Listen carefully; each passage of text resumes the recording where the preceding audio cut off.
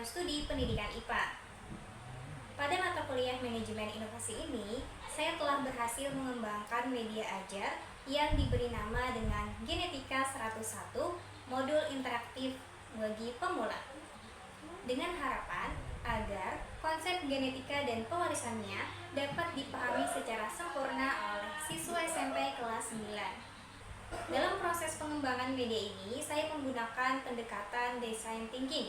Tahapan pertama yaitu fase empati, yaitu tahapan yang sangat krusial untuk dilakukan, mengingat media ajar yang dikembangkan harus sesuai dengan kebutuhan, keinginan, maupun tujuan dari suatu pengguna, yang tentunya tidak terlepas dari proses wawancara dan melibatkan beberapa pertanyaan seperti what, how, dan why.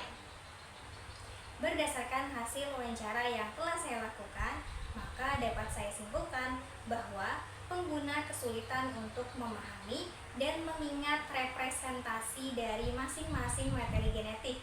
Selain itu, pengguna juga merasa kesulitan untuk membedakan peranan materi genetik satu dengan materi genetik yang lain dalam proses pewarisan sifat berdasarkan struktur penyusunnya.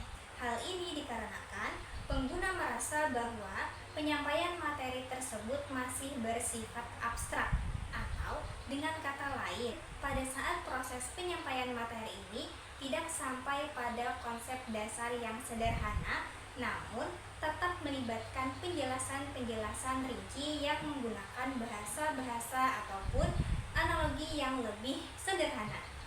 Dari sini, berdasarkan permasalahan yang sudah saya sebutkan di fase awal tadi, maka dapat saya simpulkan bahwa pengguna membutuhkan suatu media yang berisi konsep dasar yang disertai dengan gambar-gambar yang benar-benar merepresentasikan materi genetik.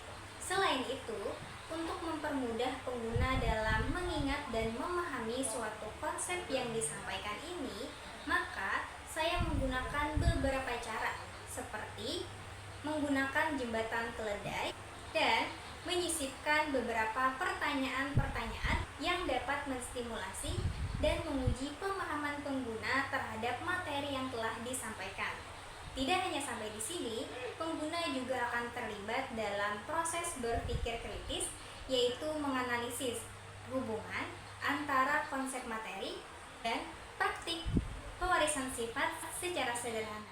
Di topik ini, kita bakalan bahas tentang materi genetik, meliputi DNA dan RNA, gen, juga kromosom.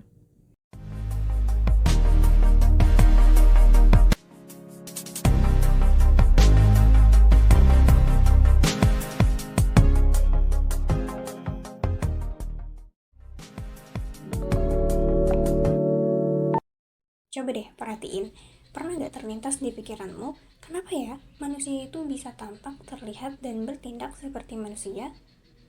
Begitu juga dengan kucing, yang tampak, terlihat, dan bertindak seperti kucing, ataupun tumbuhan. Iya dong kak, mereka kan dilahirkan dari kedua induknya masing-masing. Yaps, artinya ada sesuatu yang diwariskan dari induknya kepada anaknya. Tapi bukan harta berupa tanah ataupun rumah ya, melainkan suatu bahan yang berperan dalam pewarisan sifat, yang bisa nentuin bentuk dan warna rambut, warna kulit, golongan darah, warna buah, dan banyak sifat lainnya. Bahan yang dimaksud adalah materi genetik. Jadi, materi genetik adalah suatu bahan atau substansi yang ngatur pewarisan sifat ke keturunannya. Kita mendapatkan materi genetik tersebut dari ayah dan ibu melalui sel sperma dan sel telur.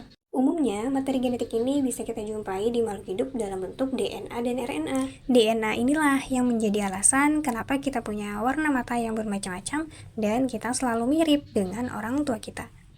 Oh ya, kalian harus tahu juga nih, kalau DNA itu pertama kali diidentifikasi oleh seorang dokter dan peneliti asal Swiss dan menyebutnya sebagai nuklein. Lalu, peneliti bernama James Watson dan Crick berhasil mempresentasikan DNA secara 3 dimensi. Nah, inilah struktur DNA yang dimaksud oleh Watson dan Crick, yang terdiri dari banyak nukleotida. Halo adik-adik, sudah siap belajar? Ayo kita mulai. Kakak mau ingetin kalian dulu nih, istilah-istilah dalam persilangan Mendel. Sudah? Sekarang kita lihat percobaannya. Kita siapkan wadah A dan B.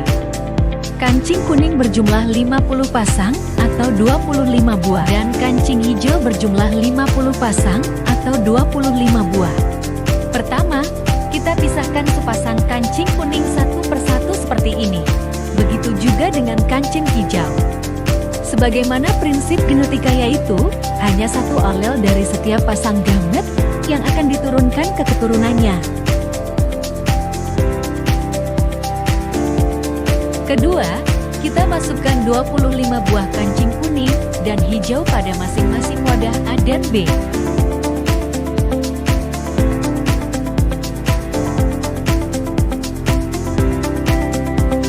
Ketiga, kita campur kancing dengan mengguncangkan wadah A dan B.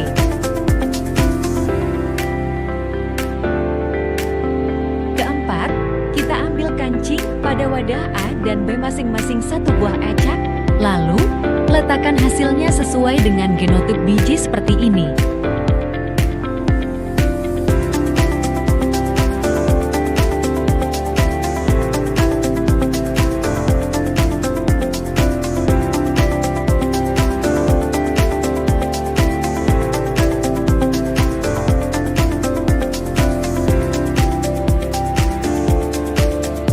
Terakhir, kita hitung jumlah kancing pada masing-masing genotip.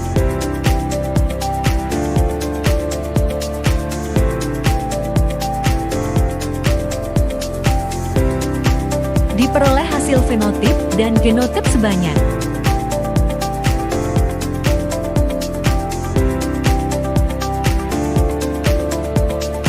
Fenotip sebanyak 3:1. Dan genotip sebanyak 1:2:1. Sampai jumpa di topik lainnya, dadah!